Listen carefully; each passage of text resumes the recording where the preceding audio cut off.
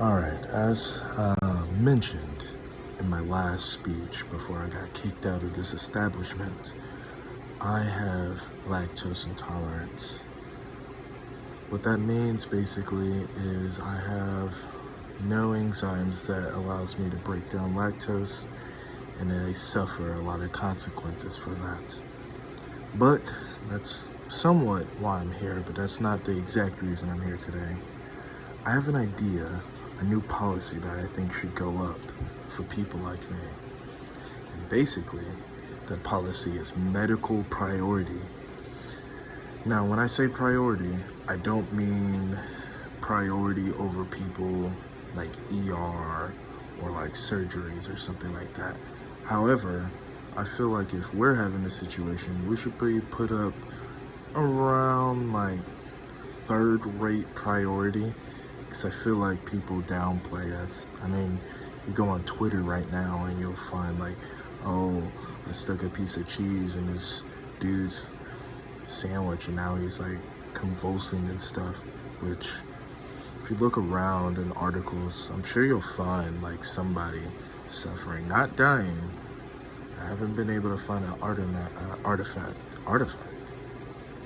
my fault, article on someone actually dying because of it, but I did hear rumors that like your intestines get permanently messed up, but I don't have any research on it, so I won't dig too deep into that rumor, which is why I call it that. So people might be asking how exactly priority and how you can even test something like this without them, suffering at the consequences and the symptoms that I'll be revealing a little later. Basically, what I was gonna do is just a word of mouth, because I mean, you could lie about it, but I feel like it's one of those things where the only people who should know about this medical priority is people who either experience the symptoms or people who already have it documented on there. And if you're a first time, I mean, the symptoms are gonna show themselves. They're pretty easy to identify. I have marked here a milk test, but that's probably not the best idea if you have lactose intolerance, so we'll just skip past that.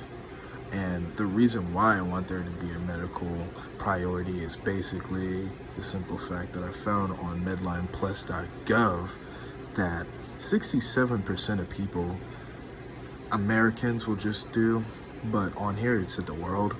I don't know about that, and I couldn't really fact check it, but it is a government website.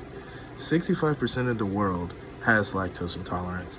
And I also found out, just doing some side digging, that Africans and Asians have a higher percent. It's like 75. It's pretty interesting, but I can't really apply that to my own general knowledge because I'm the only person I know that is lactose. And I am a little dark, I'm a little African, just a little bit. Not enough to be considered African, but enough to get weird looks from certain groups of people. And then, if you don't know what lactose intolerance is, it's basically the lack of enzymes that allows one to digest lactose properly. And some of the symptoms include abdominal pain, nausea, vomiting, diarrhea, bloating, gas. It's usually located in the abdominal region, and it doesn't feel good, and it can last up to an hour or until you get it all out of your system. And it can start, for me it's like almost instantaneous, but in the Medline Plus website I mentioned before, it says like 30 to 60 minutes, but I think that's a very broad region, because it, like I said, it happens to me instantly. But before I even put it in my mouth, it starts acting crazy. And then more details on secondary symptoms, because I only said the main couple, 5, you can find on medline.com.